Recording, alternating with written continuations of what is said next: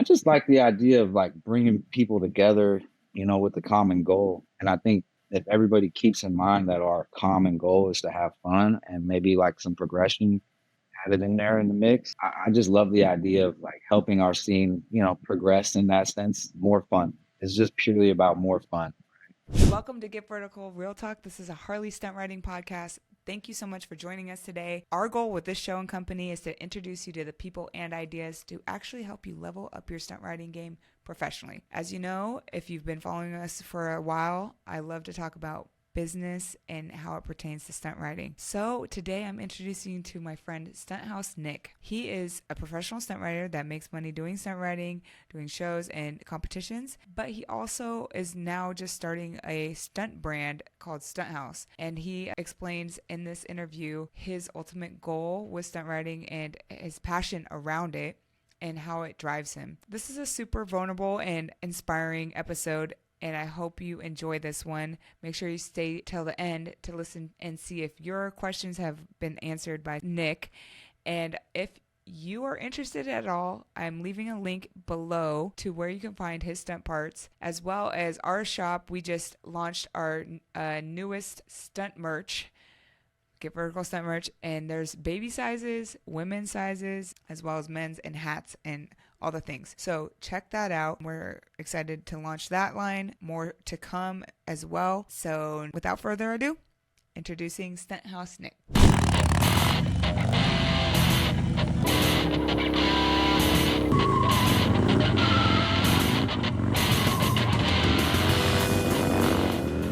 What's up, Nick? Can What you up? introduce yourself to my audience that may not know you and tell me a story about how you got into stunt riding? All right, yeah. My name's Nick. I'm from the Bay Area, near Oakland. Um,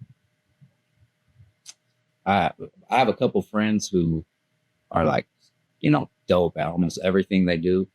One of them being Holiday, and that guy, I was just riding with him and a couple of the other straight up guys, and just got excited. One day, decided I wanted to learn.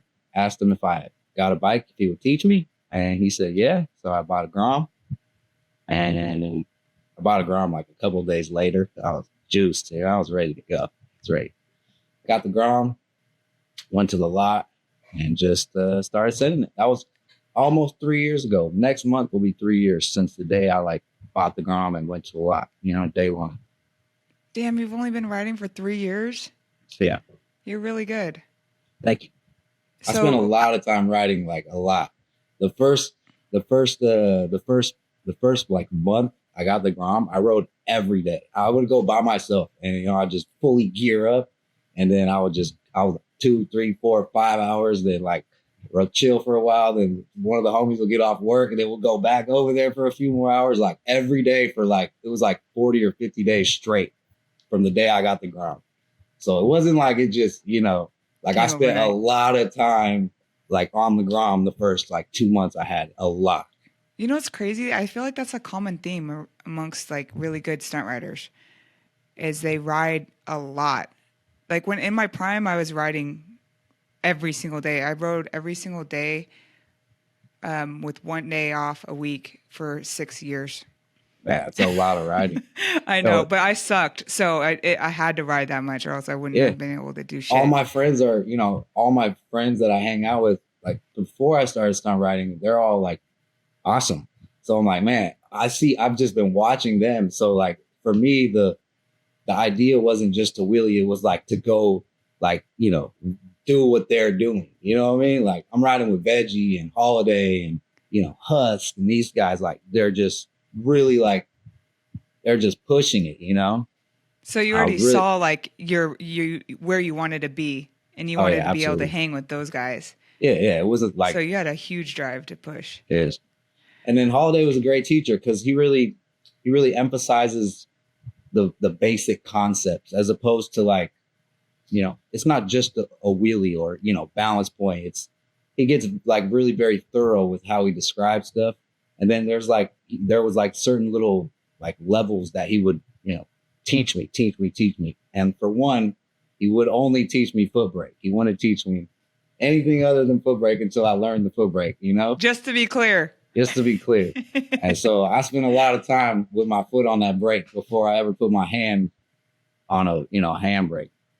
I think the first day I put a handbrake on my bike, I circled it on the ground, because that was like my ultimate goal was circles. I want to do circles, I think circles like it puts you on a different level. Like I can't explain it. Maybe you can explain it better, but the straight line thing's cool. But once you're doing circles, it puts you on like a professional level.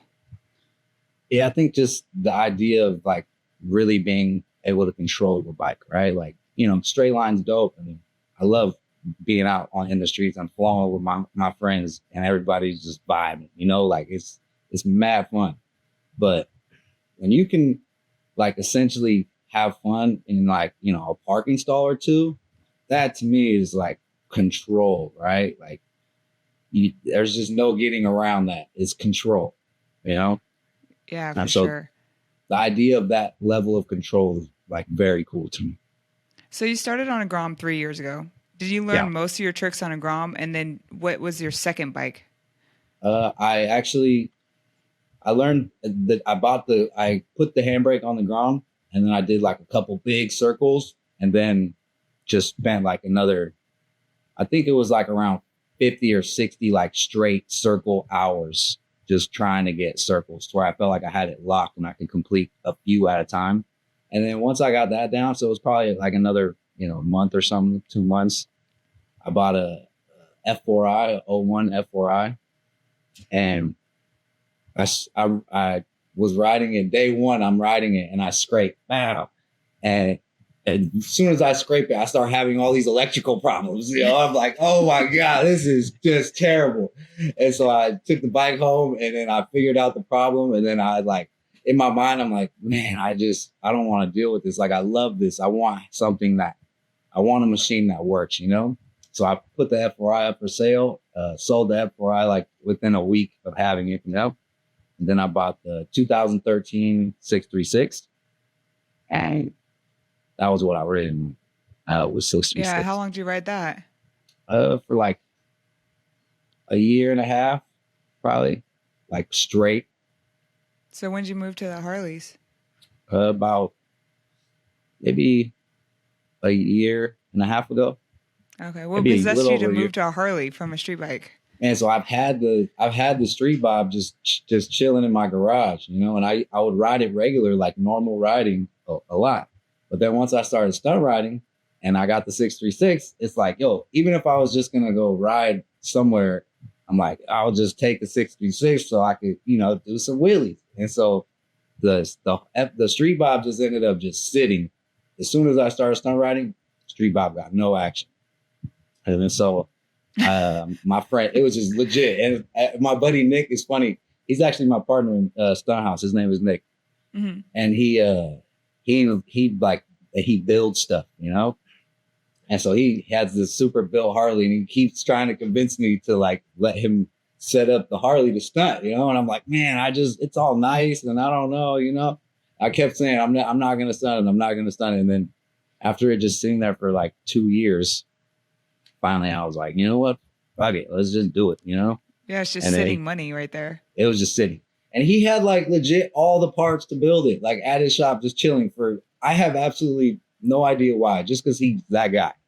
He just has stuff, And so he just like basically just builds this bike for me and then even like lets me make payments on it. He's just like, just ride it, And I got on that thing and then it was like just immediately just fun. It was just like, it felt so easy, so manageable. Like I was like, I don't know. I just immediately was having fun on it because it felt like for me, the 636 is really very intense. It's like, it's rapid power, and the power is like all the way through, like every gear has power all the way through and it's very responsive.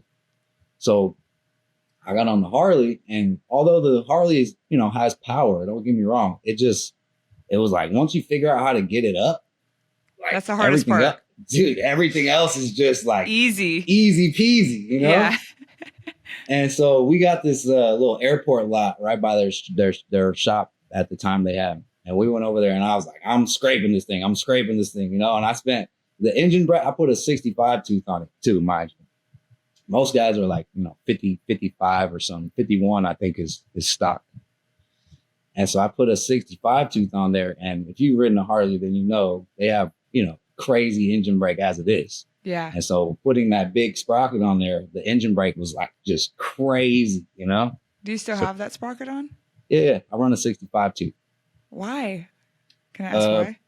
Because it's a stunt bike, You like it better how it rides like that? Yeah, I can clutch up on the freeway in third gear, It's lit. Maybe I should think about that. The idea for me is to like be able to do all the shit I want to do on it. So like I set it up for that. You know what I'm saying? Yeah, maybe I can actually clutch up a sit down on my dyno if I had a bigger sprocket. What sprocket do you have on it? Like 51 probably? No. Bruce set it up for me. Yeah, it's probably like around 55 the 50. or something, I'm assuming. But I was trying to circle with him and his circles are much more slow than mine because of my sprocket. Like I have to be in it a little bit more to keep my bike running. And I don't have an idle adjuster, so it's just like low idle, like chugging and it's still moving fast. Yeah, you're leaned way over when you circle. Because it like forces me to go fast. Plus I learned circles on the 636 and that was like my goal was fast circles, like fast. I like the fast, wide, intense. Yeah, I like that fast. Yeah, everyone's circle's a little bit different. Bruce likes high idle on at least on his street bikes, but I don't know. He said he uses his clutch a lot on the Harley. Do you ride your clutch? Nah, I only use my clutch when I need to stop or if I want to try to change directions. But I don't. I just throttle and brake. But once you get like acclimated to the engine brake, like I could hit, several circles without even touching my brake, because the engine brake is so intense on my bike. It's like legit. Shit. I use my brake coming into it, naturally, like dropping back, getting to where I need to be, slowing it down to keep it there, and then like dipping into my turn. Hey, what's up, guys? I hope you're enjoying the episode. Real quick plug, I want to invite you guys to our online wheelie coaching course. This is exclusively made for Harley riders. We created a 3-stage progression method that is guaranteed to teach you how to wheelie.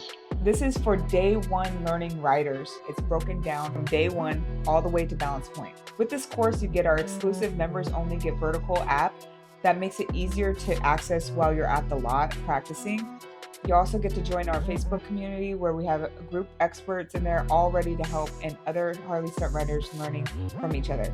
You'll also get invited with online group coaching with Bruce and I, where you can ask us direct questions about your progress and any struggles you're having. You can sign up at getverticalcoaching.com. Link will be in the description. Anyways, back to the show. I have a question about circles. What's that? Are Groms closer to, when you circle a Grom, is it closer to circling a Harley, or is a street bike closer to circling a Harley? Wait. I would say the Grom is probably a little closer to the Harley. That's what I was thinking. The one key difference in the Harley is just the rake of the front end. It's so wide, the angle is so obtuse that the forks are running so high, Mm-hmm. And on the Grom, it's really very small. So like, obviously there's that difference, but like responsiveness and the lag. Is there a lag? A lag? Yeah. Like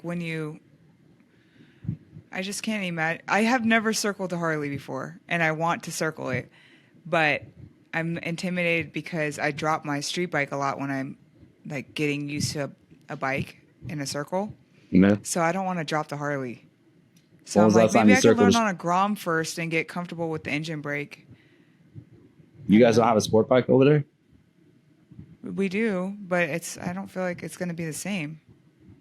I say get back comfortable circling the sport bike and then go to a dyno. Because, dude, I circled my dyno it was, I hate to say it because I hate like sounding like that guy, but it was mad easy. Like it was easy. Maybe I just need to stop being scared of the bike, and maybe I'm just like a little intimidated because I can circle better than I can straight line. Well, then you won't have any problems, especially if you all got an idle adjuster on there. Crank that idle up, get the feel, let it roll deep, and just stay stay over the bike. It's one of those things where on the dyna, you really want to be over the bars and like more in line with the bike, so your weight is, you know, in the bike as opposed to like hanging off of it. You know, Yeah, so like on so the you're sport more bike, controlled. you can, yeah, more control. Froze for a sec. What were you gonna say about the sport bike? Oh, I was gonna say, on the sport bike, you can.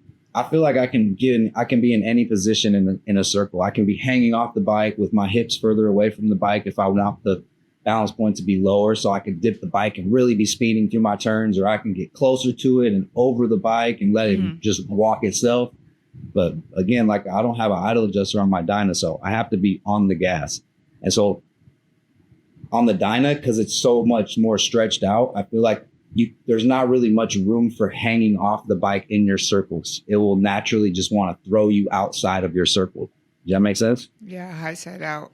It wants to throw you outside. Exactly. And so one thing that I figured out was staying really very close to the bike and like more over my bars as opposed to like hanging off of my bars. And then the bike will like walk itself a lot more naturally, you know? Damn, that means your bike's in a higher wheelie. Yeah, if you're definitely. over When your bike. hips are closer to your bike, your balance point is naturally going to need to be a little deeper, right? The closer your hips are, further back your balance point is going to be. The more you separate your hips from your bike, the more your weight is countering the bike and the lower your balance point's going to be, right? Yeah. So it's like just body positioning and like figuring out where the bike is willing to accept it, you know? Yeah, that's crazy. Okay, so tell me about, otherwise I'm going to keep picking your brain about circles. We'll move on. I love circle. I have a little spot right here by my house. It's funny because we lost like a couple of our lots, you know, and everybody's like, "Oh, we need a lot. And I'm like, "Yeah, we need a lot." But like, I have a spot right by my house that I go to. Like, I could go there anytime and they leave me alone. But I can only go by myself. So I go over there and I go by myself, you know, and just circle. I mean, I'll sit there and circle and like just play around in there for forever, you know? That's what's good about circles is because it's quiet and you could do it in small spaces. Yeah. Yeah, you don't need a lot of space and it's quiet. That's like one of the main benefits, right? Yeah. So when you were learning, was there any time that you ever felt like giving up? Nah, I don't. I'm generally like a all or nothing kind of guy, you know? Like I don't really half-ass much, and I don't start something unless I really am like dedicated and committed to finish it, you know? So you just recently started a new brand, Stunt House. Can you tell me about it a little bit? Like what possessed you to do this? Yeah, for sure. I didn't actually start it by myself. I started it with my friend Nick. His Instagram is Stunt House Wolf. You probably seen him pop up, or Wolf of All Streets. But when I switched over from the sport bike to the Harley, and I wouldn't even say I switched over, but when I started stunt riding the Harley, I noticed that there was kind of a void in like the whole stunt bike, you know, like idea when it came to Harleys. And I think Nick had already like had like a kind of a makeshift bracket that he designed on his bike for his dyna. And we had been talking about, because we're both really, very picky consumers, right? We're both really, very picky. And I'm very vocal about it. He's not so vocal. He's very reserved. He's a very reserved guy. But nonetheless, we're very similar in that aspect. And with sport bikes, when you're ordering parts or building a bike, like it takes so long. You'll order something on their site that they say is in stock or whatever, and then they won't be ready to ship it out for like 8 weeks or 10 weeks or 12 weeks sometimes. Yeah. And like that initiated it spurred an idea in my mind that, you know, we needed somewhere where we could go to get parts right now, you know? And so our original idea, which, you know, we're still going to run with this idea, is that we're going to basically shout out Stick Shop. They're dope. Online ordering, they do a lot, right? Like you can go on there and essentially build your bike. But, you know, sometimes it takes a really, very long time. I know from experience. I just built a full 636 from the ground up, and it took me, 8 months just to simply acquire all the parts. and that's kind of crazy. So we had this idea that we would just basically do what the stick shop does and just set up a business where we could get dealer pricing from all these companies, but we'll be in a store where you can come and build your bike in a day, right? And that's really what our ultimate goal is here, is to have a location over here in Northern California where I'm sure motherfuckers is going to be driving from several hours away to come build their bike in a day, right? And then so that's what our original idea is, and that's still the foundation of Stunt House. We're gonna be a location where you can come to build whatever your bike is. That's one of the main stunt bikes, whether it be a supermoto or a Grom or a 50 or a Sportster or a bagger. Like, we're gonna have parts for every bike that is known to be stunted in store for you to come pick up same day. I love that idea. So is it going to be like a brick and mortar where you can pick product off the wall? Yeah, and absolutely. then you go home and build it? Or you're saying it's a shop that they can roll their bike in and you guys install the parts that they pick? We won't be doing any installations. We'll just be basically facilitating the ability to get your hands on all of these parts like immediately, right? I love that. So we won't be working on parts, but then, so with that idea in mind, and me having kind of switched over to riding the Dyna a lot, I noticed the void in the stunt Harley like scene, and obviously it's like setting your Harley up more as a stunt bike than as like more, regular looking Harley that does wheelies, right? So we just kind of started designing a bracket for it, and then just started seeing like the void in other bikes, the baggers, the early model Dynas, and I think just wanting to start with the bracket so that we could put handbrakes on the Harleys. There's a huge gap in that market. Yeah, big gap. And I think, a lot of it has to do with, one, the older guys, that stunt have been stunting for a long time.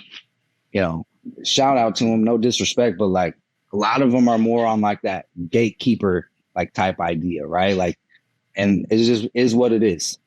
And I feel like a lot of the lack of progression for the stunt, like extra stunt, like Harley, scene has to do with the dope fools that just kind of kept shit to themselves, And I feel like there's a lot of room for growth. It's really dope to see like a couple guys already that just put brackets on and they're starting to do their little bouncing around and all that,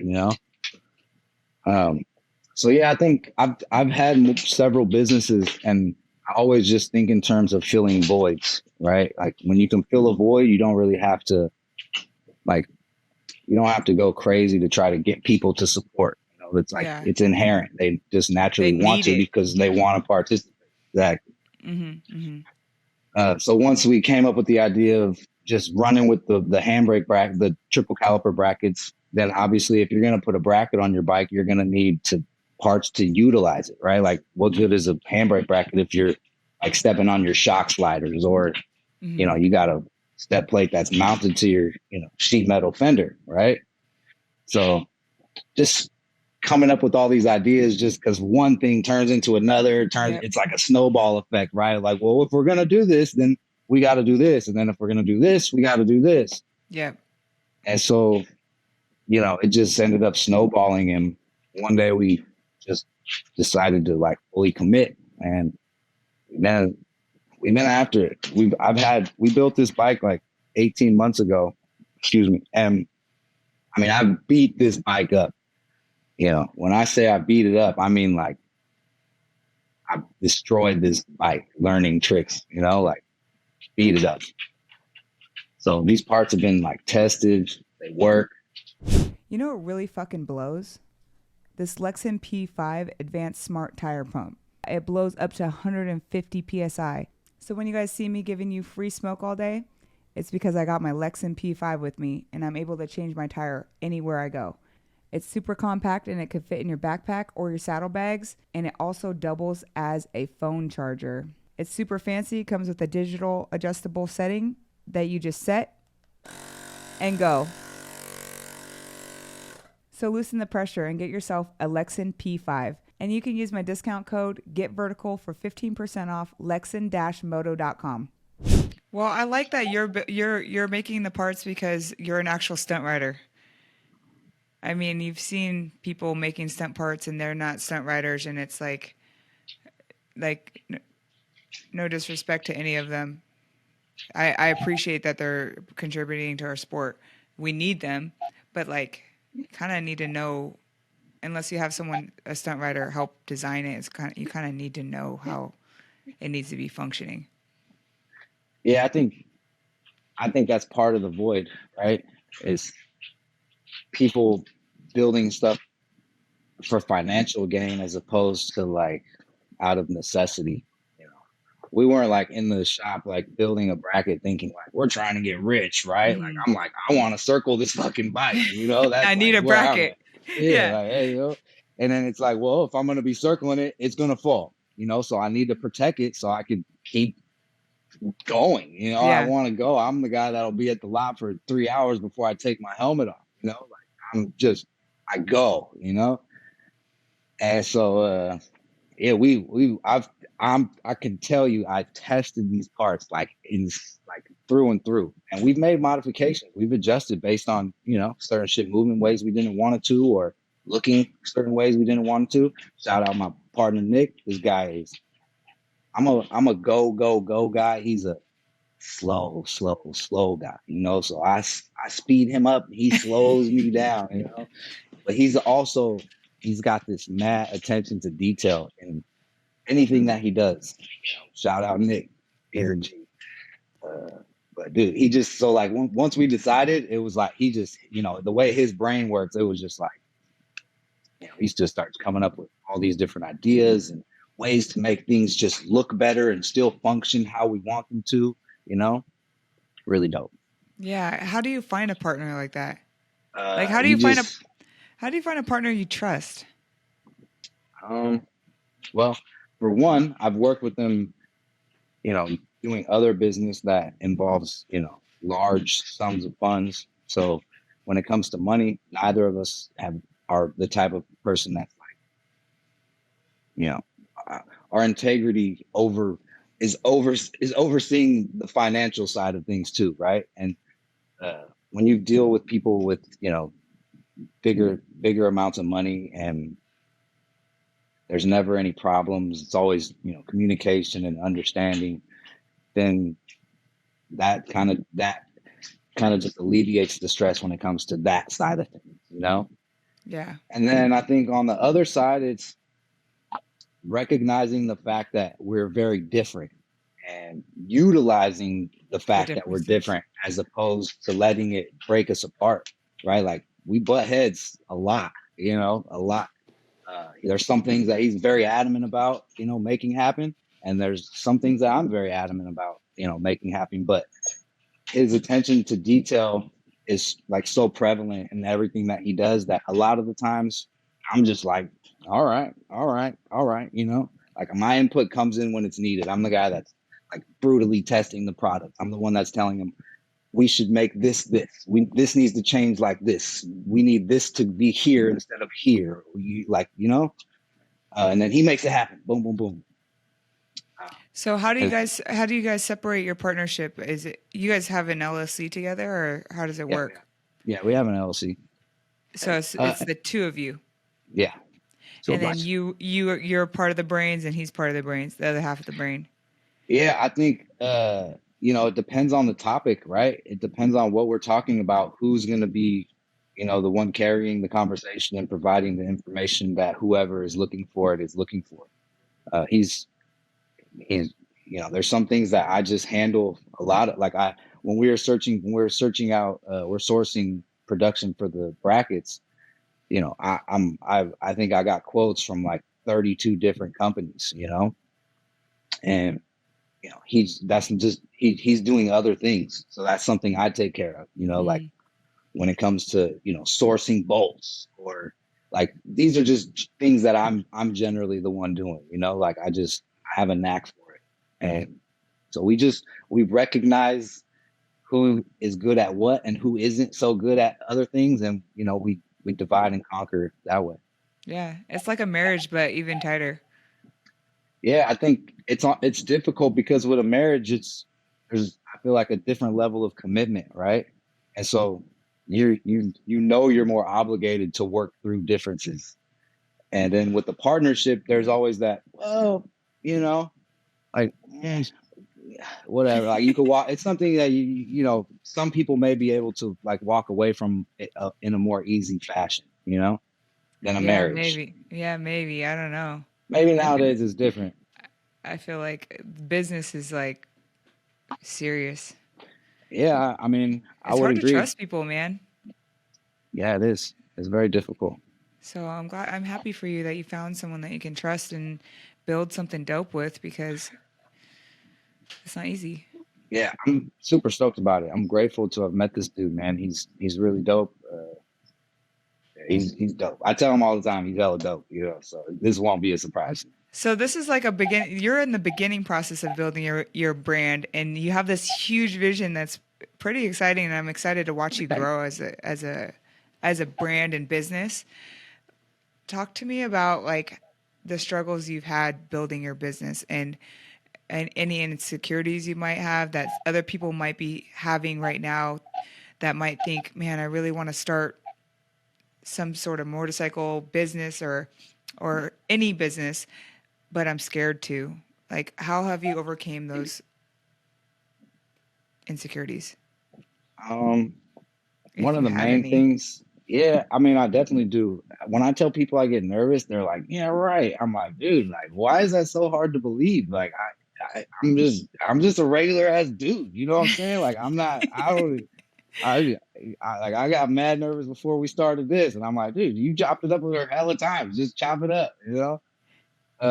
But I think one of the main things is start setting more small, like short-term goals that you can accomplish regularly, even if they're very small, like putting the dishes back when you're done with them, and or making your bed every day, or brushing your teeth twice a day. Like set these small goals that you can accomplish regularly, so that you have self-confidence and that you understand that you can set your mind to things and accomplish them, right? So like the compound effect of setting and accomplishing a lot of short-term goals builds self-confidence in your pursuit of larger goals, right? And so one of the ways that I piggyback off of that is I've run a lot on passions, and it kind of doubles back to me saying that I don't really half-ass shit, right? Like I'm really very I'm not into it until I'm into it type of a guy, and if I'm into it, then I'm into it. So yeah, I think one of the I like being able to help people, and I've been through a lot, so just utilizing the things I learned while overcoming my own struggles to help other people is something I really value. So What life lesson have you learned through stunt riding? uh seat time, that cliche term, seat time. And you can apply it to anything in life. When I have a friend I'm teaching how to wheelie right now, and I was talking to him about falling. He's like, I don't plan on falling. I said, well, if you don't plan on falling, then you're not gonna really, you're not gonna progress at the rate that I know you want to progress at. And he's like, well, what do you mean? And I'm like, well, you have to fall. And the reason you have to fall is because your body is going to instinctually pull you off the bike once it reaches a certain point. And you're not going to do it. Your body is subconsciously going to make the decision to pull your feet off the pegs, and your butt is Mm-hmm. going to end up on the ground. It's just going to happen. It's inevitable until you can work through the instinct of, fight or flight, and then make it to where you stay planted. You're gonna have to fall. And I tell that story to fall back on seat time, where seat time is everything. So with anything, you're gonna suck when you start, but through more seat time, you know your skills are gonna progress. So just Yeah. get comfortable sucking, right? Embrace it. I think people take a lot of stuff too seriously. Like there's a lot of ego, and it kills people. Ego and pride kills people's ability to learn new things. Like if you can leave your ego at the door and clown yourself and clown your friends with yourself and with your friends, or whatever, like your ability to learn new things and progress in them is going to be so much greater just due to the fact that you don't have too much ego to suck, you know? Absolutely. And you'll progress so much faster because you're not scared to do that thing. Exactly.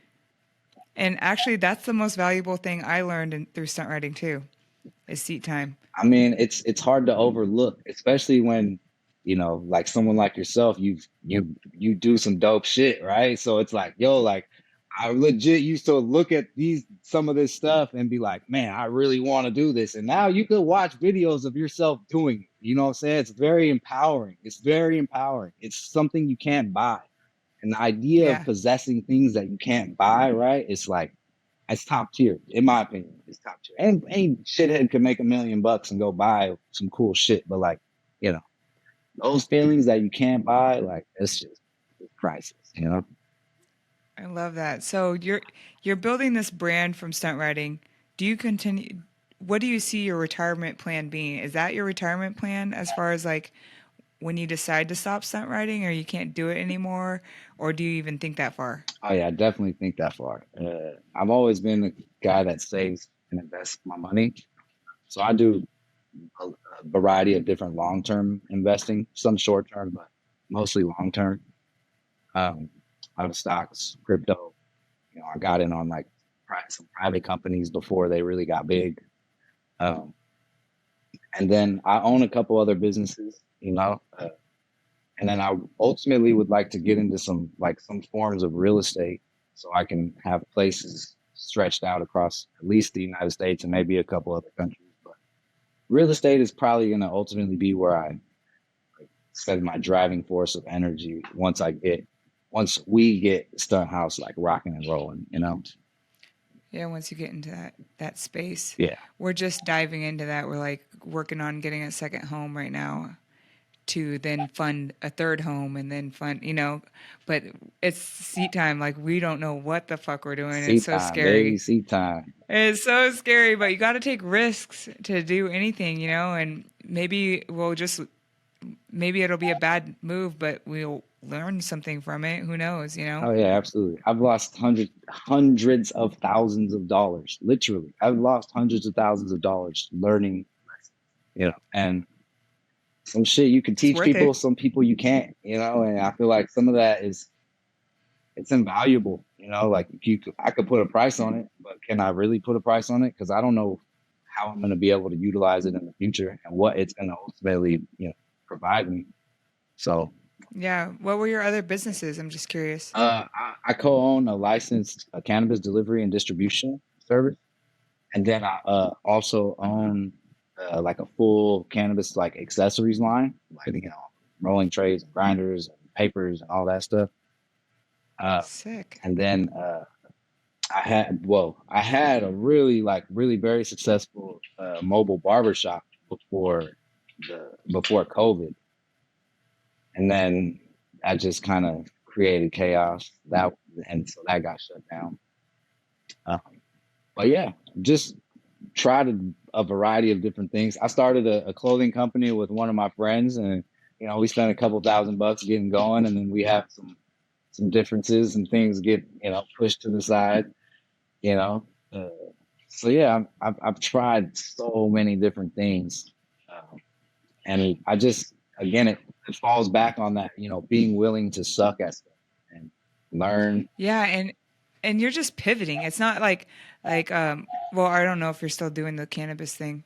Yeah, Are you still we're doing like that? in the process of trying to sell it. So yeah, Yeah, business is like this. It's like you think you're gonna be here, but then it ends up being here, and then it leads you to here, but you're actually like gonna be over here yeah, at the end of it. absolutely. Like who knows where it's gonna go? You don't even really know. It could.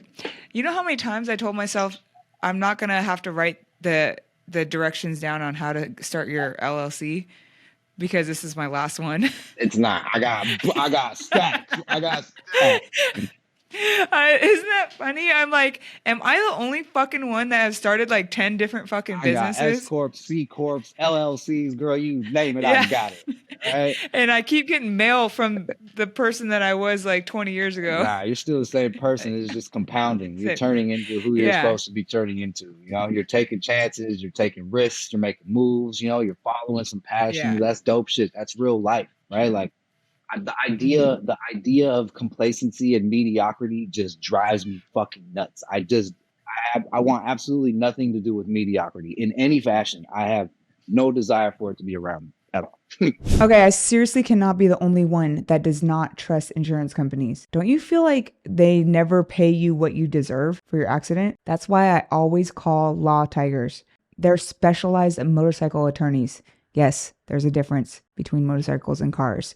That's why you need to call Law Tigers, because they are the experts and you are not. And what's dope about them is you don't have to pay anything out of pocket. It comes out of your settlement. So if they don't get you paid, then they don't get paid. And the best part is once you call them, they take care of everything for you. You don't have to think about it at all until you're signing the paperwork saying case closed. Don't let these insurance companies screw you over. Call Law Tigers and tell them that Drea sent you. If you're local to Arizona, call my boy Jay. I'll leave his info in the description below. I love that. So, do you surround yourself around other business entrepreneurs in the stunt scene?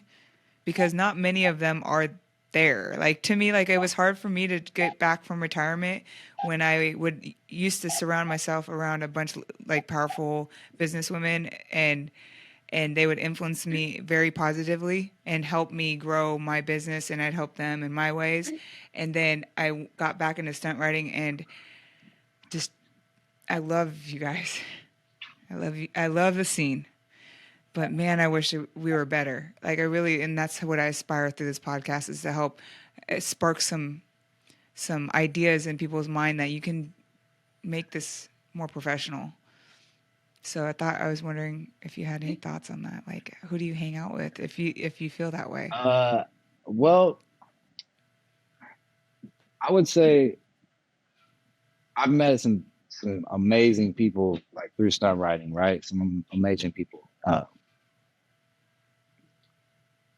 But I think the majority of the people that I pull, you know, motivation or inspiration from, you know, in the other avenues and aspects of life outside of stunt riding aren't, you know, most of them aren't doing stunts and stuff like that. But I can say that Holiday, you know, he's this dude is just he's one of those guys, man, that's just it's like, what do you got, an encyclopedia in your head or something? Like, you know, he just knows so much, man. And he and I talk about so much outside of stunt riding, like so much. And you know, he's one of the dopest stunt riders that I know. But he's like, if you've watched him ride and heard him talk, like the how dope he is out there is how dope he is like in everything else. Like everything he does, he's just like he just finished school. He just graduated. This guy's got like straight A's across the board, and not just like A's either, like A pluses. You know what I'm saying? Like the guy is just when he sets his mind to something, he does it. So I talked to Holiday a lot about different business ideas. He generally comes to me for like tips when it comes to like business because I've started so many and you know learned and lost so much. But we both learn a lot from each other in that in those aspects. And then another guy in stunt riding I talk to a lot. Shout out BTK baby. I talk to that boy a lot. You know He's smart. we talk a lot of shit to each other. But we also talk about some dope shit. He's solid. He makes moves for his team. He makes a lot of moves for his team. He does a lot for them. Shout out BTK. Yeah, for sure. I'm happy to have him near us now and to have him around, you know, because it's nice to have that. It's a different mindset. It is. It really is. I think, you know, as much as I wish there was more of a business mindset to more of the like stunt riders that I encounter, I would say I don't really mind it too much just because, you know, I feel like one of the dope things about stunt riding is that it brings so many different people, so many different backgrounds together. You know, like that's pretty dope to me. Like I got friends like all over the country now. Like I can go sleep on their couch, dude. Like that's crazy dope, you know? Yeah, it is sick because you just have that connection with them, even if you've never really met them. Yeah. It's really, You yeah, and know, I've met a lot of them, but there's quite a few that I haven't even met that have offered me, hospitality. It's really very dope. where has stunt riding taken you? So far I've been my one of my favorite so far is Lean Back. So Chicago, shout out Brian's on that ride. Him and Are his you going this year? Nah, I have a couple events this year that are gonna unfortunately stop me from going. So, but I'm excited about the events that I'm going to nonetheless. Yeah, I'm doing a rodeo at Carson City Rodeo. Should be really very Mm. dope. They have like a bunch of stuff happening out there. 10K winner takes all for like best bike. Oh, dang. Yeah, dude, that's crazy. That's a lot. Yeah. And then what was the question? Where has stunt riding taken you? Oh, I Have you done anything dope with stunt riding, like commercials or videos or movies or anything? I actually one of the cooler things I did was for this little local politician lady. One of California is pretty whack in a lot of ways, right? But it's also very amazing.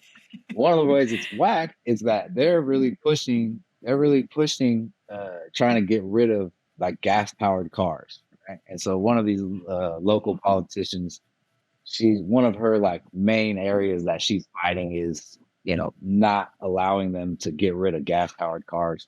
And so for one of her campaign videos I did like circles around her and I did like some drifts around her and some scrapes behind her, and just I think That's it wasn't sick. like a big production or nothing crazy. Very few people even saw it probably, but just the idea of like using my passions for her passions and then her passions also fall in line with mine, like it was just a dope experience for that. So that was pretty fun. Yeah, I mean, you're supporting a cause you support. Yeah. So that was fun. You want to support because what's going to happen without combustion engines and everything electric? And It's so crazy. I mean, California's are pretty you crazy. staying there? I will probably I I will ask all move my my friends that businesses. live there. I'll move my businesses out of California probably relatively soon, but I just love the flow of funds in Cali, man, and it's just popping out here. Like you can make there's a lot of ways to make money, and I value that. Yeah, I feel it. And you said you live in the Bay. Yeah, I live in Raymond. The Bay is literally so beautiful. It's everything that I would want besides the politics and the prices. Man, the prices are so crazy. I was in Utah like a month ago or something, and gas was like $3 or something. Over here, it's like 6.50. Like Jesus, it's crazy. That's It's insane. really crazy. If you think about it, what makes it even crazier is that the gas probably lands in like the West Port and then gets trucked all the way past California into Utah, and it's cheaper. Like that shit just blows my mind. Yeah. California politics are crazy, crazy. Wild. Yeah, they're crazy. You know, So they don't hassle you about stunt riding there? nah, it's one of the we kind of utilize the California politics in the sense that criminal behaviors not very criminal in a lot of places, you know. So I mean, hey, two can play It that game, benefits you. right? That's funny. That's Yeah, dope. we have Well, we have a couple places where we don't really go too much, but for the most part, we can kind of do what we want out here without it getting too crazy. that's good. You have a secure lot and everything. Um, on and off, yeah. Yeah. Well, I got some questions from the audience I wanted to go through. All right, let's see what we got. I got some good ones, and so did you. I only got a couple. I'm surprised.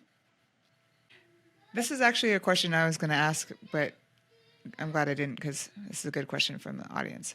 Bobby the Butcher asks, who is your biggest inspiration in the stunt game? What motivates you to keep pushing the bar? Who does inspire you now that you're Stunt House Nick? Uh, and you're really good?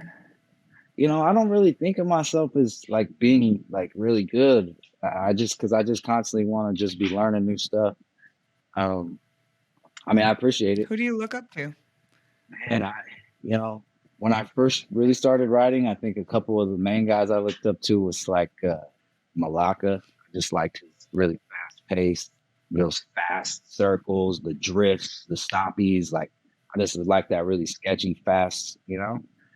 But dude, lately I'm telling you, I've been riding with these dirt bike boys, man. And yo, they're so nasty with it. Like, shout out Maz, man. This little dude is so sick. Like, just the level of control and how much and rapidly they can just change direction on these bikes. It just blows my mind. I want to do it on my Dyna. I want to do it on my Dyna. Like I just want to just get crazy.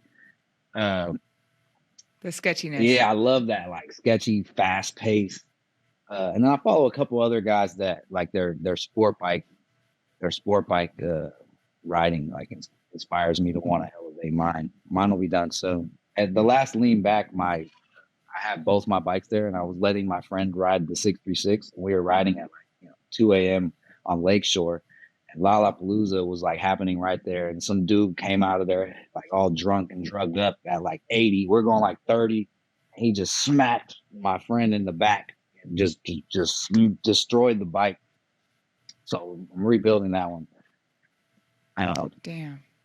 But yeah, I don't, honestly, there's not really many people, like doing what I want to do on the Harleys. So I don't So you know. look. I hate using this word, but do you identify as a street bike rider? Oh yeah, absolutely. I love my You're still a street bike. street bike rider. The challenge that it brings to my life is something that I really value. Like I love the challenge. Nothing on it is easy. Nothing. Even just I regular noticed that riding. too. Yeah, yeah, I noticed that too. Like the street bike's more fun because it's more challenging than Keep, the Harley. keeps you like Sharp. yeah, you just constantly like fighting for what you want. With the Harley, I feel like I want to do something. It takes me, a couple tries type shit. There's a few things that I'm gonna do to my bike so that I can like continue to push the bar. And What are you gonna do? that'll help me like help us with coming up with different designs for stunt parts and stuff too. Is just trying to get creative with what I want to do. Yeah, what are you gonna do? You're gonna cut your fender deeper? Nah, because I really like Maybe. scraping. One of the things that I feel like separates a lot of the day riders is that we scrape a lot. Like Mm. I think scraping really showcases your ability to control your trick or whatever position you're in. And so I like having my fender deep enough to where I could drop back and have some room and in there to kind of flow off throttle and off brake. But I like scraping. I really love the idea of changing position, scraping, changing position, scraping, changing position, scraping, or even being in a turn and scraping. Like that shit is dope to me. Yeah, yeah, that's dope. You do have your own style, at least in the Harley scene. And I think with you bringing on the handbrakes and being more accessible with your brackets, I think it's going to grow the scene for sure. But it's also going to push the handbrake guys to have to like push their skills a little bit more because no longer is like the normal shit gonna be, Yeah, I mean, it's going to create it's count. a window of opportunity for people, right? It's a giant window. And I'm excited to see, what happens, what people can do, and how creative people can get. We're building like a pretty dope platform that will like really enable you to move around on your bike, and drop it a lot and keep using it. So yeah, What year and models do you make for your brackets, and where can people find it? the brackets are for 99 to '05, the early model Dynas, and then '06 to 2017 late model Dynas. All the bikes that have the same sway arm for those bikes. And then for the 99 to 2008 road glides, And then we're still figuring out like exact fitment, but it'll work on like some of the road glides or some of the street glides. It'll work on a few of the other bikes too. We're just dialing in which years and which models they'll accommodate them. Yeah. Well, Uh, what? that's you made it pretty far. I mean, that shit's not easy. Nah, it's not easy at all. It's a lot of work. It's a lot of work. It's a lot. I'm really Um, I'm really picky too, so I want I want quality, like through and through, you know, like in no way will I want anybody to ever say that they got something that was not top tier, you know, like we're both very adamant about that. yeah, and you run your own shit too, so it'd probably bug the shit out of you if wasn't quality. Exactly. It would. I bought this, I hate even saying the name. I bought this subframe from this company and it was trash. It was trash. And I waited like 8 weeks for it too. And I hit them up and they were like trying to get me to send it back. And then they were trying to offer me like a discount or like some money back or like a couple bucks back. And they're offering to pay for me to modify it. Like everything except them just sending me another one and me sending that one back. You know what I'm saying? Because it's an Yeah. expensive part, which I get it, but you're selling it, you know? And I feel like if you're selling it, you got to stand on it. And they weren't standing on it like that. And I'm not feeling that type of behavior. Like I told you earlier, we have a couple of my friends and we have a delivery service and we have like 11 drivers. And I essentially trained all the drivers, dispatch, like I trained everybody through and through, right? And one of the things that I've told my drivers is that if for any reason a customer gets the wrong order, a portion of their order is incorrect, and it has absolutely nothing to do with them and for like as to why it happened, then you're to let them keep the mishap, let them keep whatever was wrong, and you're going to come bring them back what they ordered and let them have it. So they're going to turn a loss into a win. And instead of them telling their friends that they got and didn't get what they wanted and it sucked and they were giving them the runaround, they got extra. And they're telling their friends to hit them up, like hopefully they fuck up type shit, you know? Like Yeah. the flip side on those is so easy, but so like detrimental. And I always side with the customer. It's just because I'm a customer. I'm a consumer. I spend money, you know? Well, the customer service is everything too in relationships. So like what you're saying about your subframe is you can't go without your subframe. Like you need your subframe. Just send me the new one and then I could swap it out the same day and not go without a subframe and then I'll send it back to you. He made it really very difficult. Like, and you know, the thing I think that made me the most mad about it was it wasn't even like the subframe had to be mounted to determine the fact that it wasn't correct. All you had to do was slide the seat over the mounting tabs, and the back one wasn't even sliding into the locker. It was not even the right distance. So like you didn't even have to. Oh, It so it wasn't even wasn't even functional? functional. And then like all you had to do was slide a seat on it to see if it worked or not. They didn't even really have. So they didn't test fit anything. And then their response was like, "Do you want someone local that we can have fix it?" Like it's a brand new subframe and it's already powder coated. Like I powder coated Oh before I no. tested the seat on it. You know what I'm saying? So Oh crazy. no. So yeah, I refuse to be in alignment with that type of service in any fashion. Mediocrity just doesn't suit me. I don't do well with it. Well, I guess that answers the next one. MotoSins asked how will Stunt House benefit the stunt community? Um, And I feel like you've kind of answered that a little bit, but if you want to elaborate on that. I just like the idea of like bringing people together, you know, with the common goal. And I think if everybody keeps in mind that our common goal is to have fun and maybe like some progression added in there in the mix, like, you know, I just love the idea of like helping our scene, you know, progress in that sense. More fun. It's just purely about more fun. Like life is short. Life sucks a lot of the time. Like, let's be real, you know. So like when we can let things go and put the helmet on and like let everything else kind of fall off your shoulders and go have some fun, you know, I'm all about that. And just bringing people together, you know, I love the idea of just having fun and good vibes, progress, like in all aspects. So yeah, progress. Yeah, that's dope. Evil Sins asked, "Are you better than Holiday?" It depends who you ask. Nah, I would say no. I would say I might be able to do a few things that he can't do, but ultimately, to me, it boils down to like control, right? And the control ultimately comes from a certain amount of seat time and just things happening that, I may or may not have had happen to me yet. So I would say no. He's definitely better than I am in a lot of ways. Well, skills also come and wane. So like if you're like constantly riding with someone, they'll be better at some stages of riding, and then you might be better than them later in life, and then it goes in back and forth, and eventually it, Yeah, absolutely. you Plus, know. we have. I think I've evolved into having a much different style than we had, and so we're more interested in, I think, some different stuff.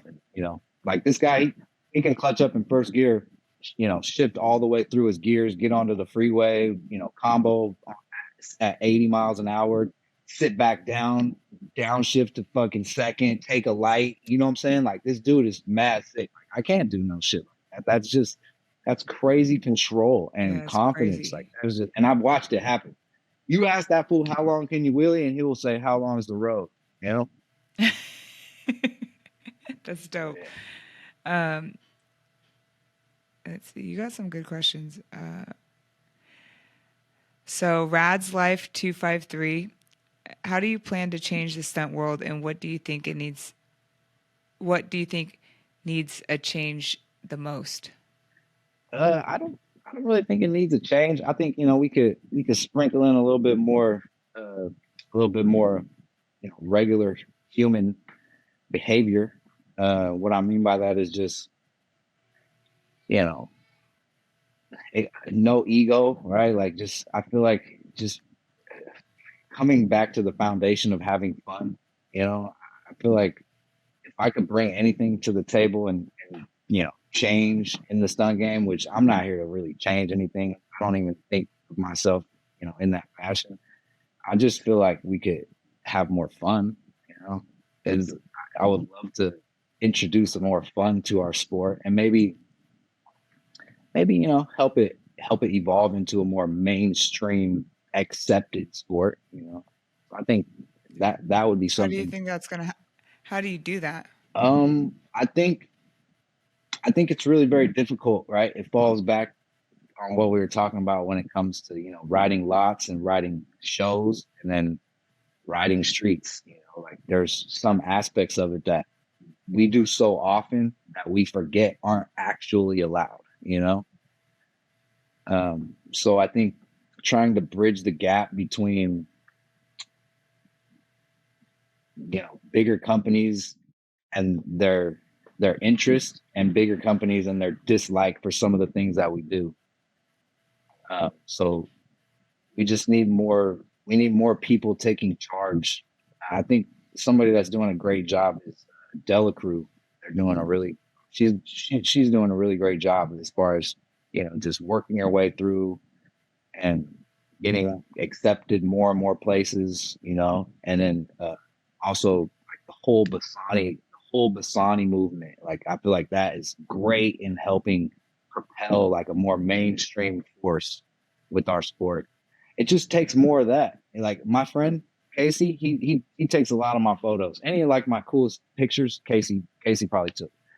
He just went to East Coasting and he's telling me about it. We spent the other night together going chasing down the Milky Way in Yosemite. It was fucking crazy. But he just went to East Coasting and he's like, yo, like these guys are sitting there signing autographs for hours, like, and they're just stunt riders, they're just dudes. But they're like rock stars out there. And it's crazy how different and more like popping and mainstream their whole vibe is out there compared to like what we got going on like on the more western side of the United States. So something about what they're doing is really working. Like they're utilizing the notoriety that they gain from riding and they're like transferring it into like a more business and mainstream accepted sport. I think it's dope. You nailed it. I was gonna say that it's because they're more business minded. People don't see East Coastin as a business, but they're a straight up business. They Dude, are a business. they're the I shout out to those dudes, man. I don't really talk to many of them. We've only been in the same place like once, I think, and I was lean back. But shout out East Coastin, man. Like their movement is dope. Their brand is dope. Their name is something Hmm. that people don't even have to have a motorcycle and they can attach themselves to their brand. Like Yeah, they're for they're for doing it. branding like that, they're genius, and I absolutely love it. Like I love the idea of creating something so huge that it surpasses probably even what they thought. You know what I'm saying? Shout out East That's Coast for making that happen. yeah. East Coastin's really killing it on that front, and I actually look up to them a lot. On the business side of things, it's really dope to see how they've taken stunt riding and turned it into a passionate business. And like I was saying, I guarantee you, 90% of stunt riders don't even notice that they're a business. Nah, they don't think They about don't it. even Yeah. notice. They just think they're dope riders. I mean, they're animals, right? But I think that's one of Yeah, they those are. things where it's like pick out some of the dopest riders, and 9 times out of 10, they're gonna be doing other dope shit in life. So it's just it may not be dope to you, but chances are they're doing what they want. You know what I'm saying? Yeah, yeah. Well, I don't know how they do it, but I'm trying to build a brand something similar to something like that. Not like that, but like just create a sell a lifestyle, you know?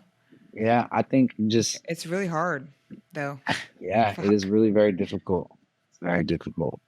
I've Everything's tried. so intentional about branding, Yeah, and then as you know. one of those things that just is stupid and you didn't think would work. So it's like you just gotta just stay open minded, stay passionate, and be willing to suck and keep trying. You know what I'm saying? It's ultimately what it boils down to. I'm sure that wasn't the first thing they started, like you know what I'm saying, or the first like I'm sure all of them have done different things, and or whoever takes charge over there, like that shit don't just happen by accident. It's trying and failing and getting back to the drawing board and trying and failing and getting back to the drawing board. I have a spare bedroom over here that has 2,000 rolling trays in it that cost me $27 a piece to make. I mean, you can do the math, right? They're What is just that? they're just sitting there. It's like 50 grand in plastic. You know what I'm saying? Oh, rolling trays like Yeah, they're LED. They light up. They got smell-proof lids. I made 5,000 of them, and then Instagram and Facebook like stopped everybody from being able to advertise for like any smoking products. So I just got stuck with like a really? huge inventory. And I just say Oh that just fuck. simply to say like, you know, you don't you don't win when it comes to business until you've lost. It's just a sad truth. You got to take some L's and figure some shit out. You have to do it for you have to love it because it's not fucking easy. It's hard. Yeah, seat time, man, seat time. Seat That's time, why yeah, that's you're why so crew right. that's why figuring out a way to keep your passions in alignment with whatever it is you're pursuing is important because it's a goal you're less likely to quit on. Absolutely. You're so right. And delegating shit that you don't like to do about it. Yeah, finding someone that you can work with, you know, that that is opposite is ideal. Like, They can pick up the slack. dude, like I'm telling you, it's crazy. My partner and I, Nick, we're both named Nick, so I just generally refer to him as Wolf. Like we enjoy different parts of the business. We're both good at different parts of the business. It works out really well. It works out Oh really well. yeah, dude. But we're different too. Like, don't get me wrong, we butt heads. We butt heads. That shit happens regularly. But when you understand the differences and you embrace them and you stop trying to, I think one of the biggest things that helps me is that I read this book one time. I think it was Seven Habits of, or I don't remember. Highly Yes, successful people. Seven Habits of Highly Effective People, or one of those books, or maybe it was the Compound Effect. And he was talking about how when I someone, knew you read. I could tell. yeah, I like to read. I like to read. I could tell. And so, well, Sorry I cut you no, off. it's all good. It's all good. I forgot what I was saying. I forgot what you were saying too. Okay, well then now that we're on the book path, what's your favorite book? I would say The Compound Effect or I Seven haven't Habits. read that one yet. Oh, dude, it's amazing. It's seed time. It's a book about seed time. You know what I'm saying? And I think how I have that on my list. every rep adds up to, more than what it adds up to. Type shit. The idea of like bringing synergy into your life, you know? Yeah, I'm gonna have to put that on a priority. Yeah, The Compound I Effects just is a great book. I just started reading Jack Winko's book. What's that? The what's it called? You'll know. Extreme Ownership. Oh, I haven't heard of Extreme Ownership. Yeah, you know Jack Winko? I think so. He's that Navy SEAL guy. You'd know him if you Googled him or YouTubed him. You'd be like, oh, okay, this guy. Nah, I know. That Think and Grow Rich by Napoleon Hill is a good one. I've read Think and Grow Rich. I have Think and Grow Rich. I have some David Goggins books, which Oh yeah, David I like Goggins is David good. Goggins. Yeah, that one. Atomic Habits. I have Atomic Habits. I haven't read it yet. Oh, dude, you have to read that one. That one's like at least once a year, maybe more a year. You have to read that one. Um, oh, there's so many. Yeah, I've I'm read a looking at lot my of good Audible books. right now. Read a lot of good books. I really like books that are insightful in a way that they leave room for interpretation, right? So I like books that I can read at one point and pull something from, and then later on in life, when I'm in a different place and I'm going through different things, I can read it and I can pull different things from it. Like I love books like that. I have The Alchemist by my bed. Yeah, Like I've read The Alchemist like probably 89 The times. Alchemist. What's that about? Oh, dude, it's a great little short story. It's just it's just insightful in a way that makes you think about, kind of following passions and going with the flow. It's a dope book. If you haven't read that one, you should check it out. It's hella quick read, so you can read it in an hour. Message me that one. I will. I'll read it. Um, have you ever read With Winning in Mind? Nope. Dude, if you're into mental mindset type of shit, With Winning in Mind, it's written by a Olympic rifle shooter.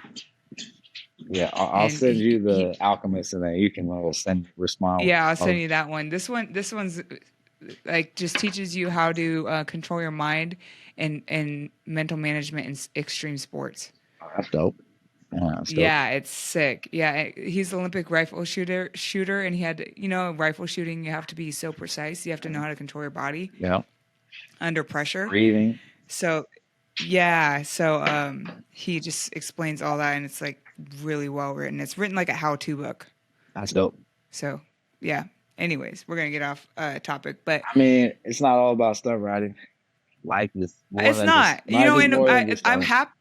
Well, I'm happy you're bringing this up because I want to open people's mind up that they see a dope stunt rider like you, and you're not just that. Like there's layers and layers beneath. There's a reason why you're so sick at what you do because you're disciplined in all areas of your life, and I think that's a theme throughout a lot of us.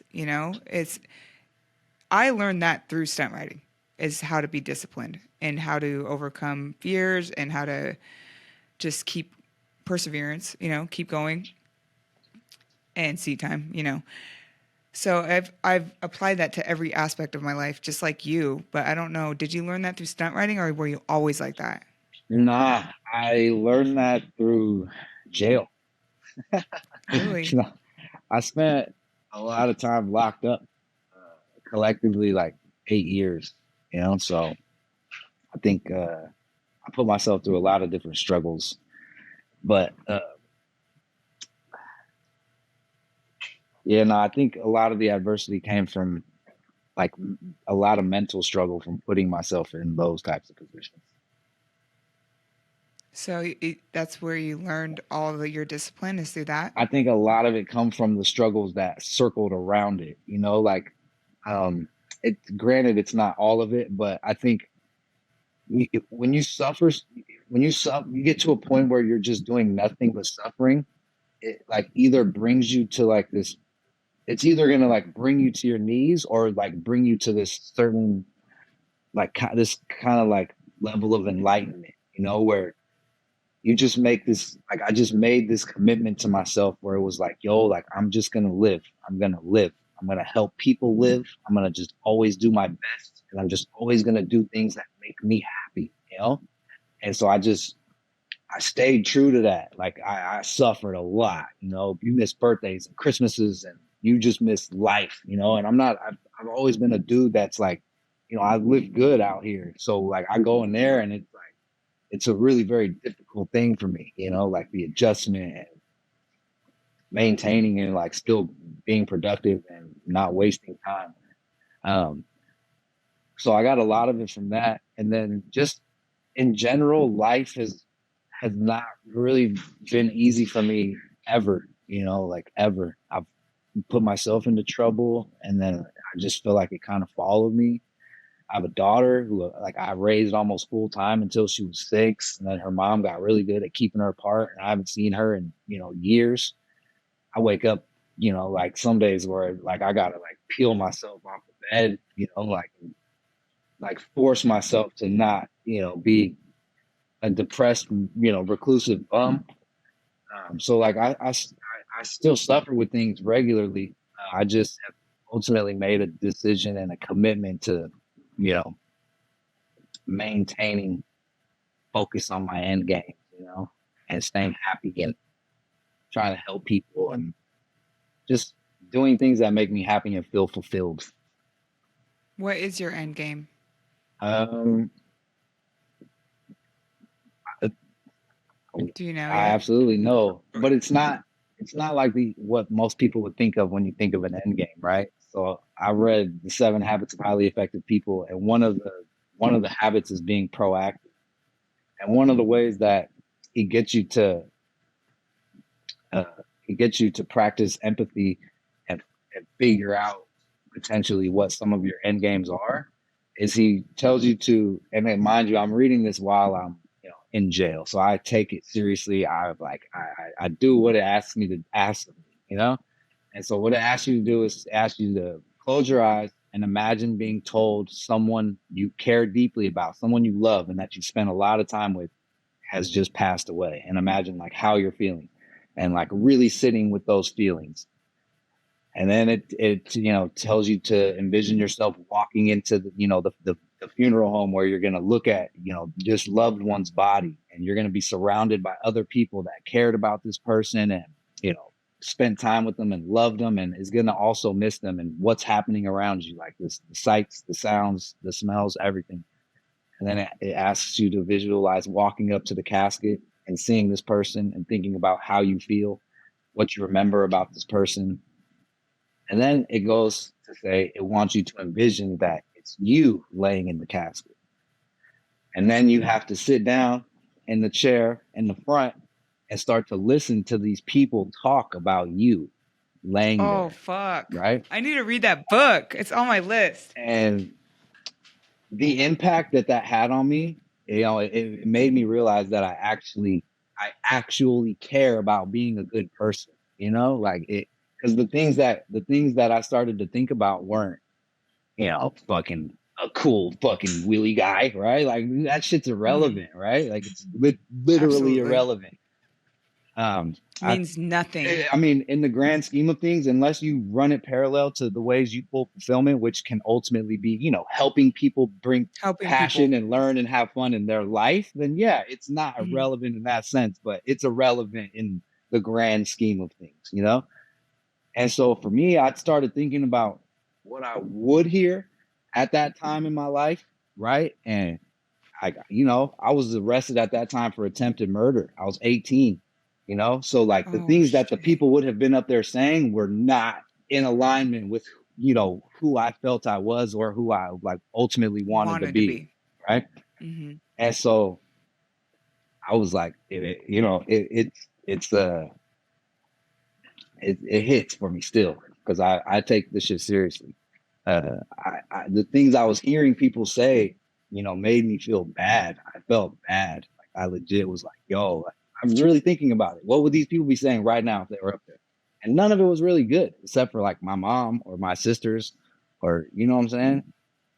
And so I started thinking about what I wanted people to say. And a lot of it just ultimately falls on people being able to pull, motivation or inspiration or strength from me, and how I maintain, positivity and the idea of constant progression, whether or not I'm going through like crazy shit or not. So happiness in the face of adversity, helpful, selfless, things like that are my end game. Like I don't really like, for me, that's my end game, is because it ultimately falls in line with everything else I want to do. But it's not like create a successful business, right? Like if I think in terms of that, then it's just a business. But if we think in terms of what I could bring to the stunt game, and I could bring more fun, you know what I'm saying? Like that makes me feel fulfilled, like, because I'm helping people have fun. They're going to be learning new shit. They're going to be spending time doing something that they're passionate about with other people that are passionate about the same thing and that they enjoy their company. Like it all kind of falls in line with, you know, having good energy, bringing good vibes, bringing people together, helping people when they're in need, and not because it has any benefit to you, like in any fashion, Mm-hmm. you know? Yeah, those are some of my end games. I love that. Seriously, that's dope. And I can see and tell you're a good person Thank you. because you're super passionate when you speak. And I think that businesses ran like that are the ones that will be ultimately successful because they're come from a genuine place, not of greed or of selfishness or narcissistic egos. It comes from being grounded and wanting to help their community in general, and that bleeds onto other people, and then those other people bleed onto other people, and it's just like it's like you're creating roots that just grow and helps to change the world. You know what I'm I saying? mean, at the end of the day, it's contagious too, right? It's contagious. It When you're is. not faking it, it's contagious. Yeah, absolutely.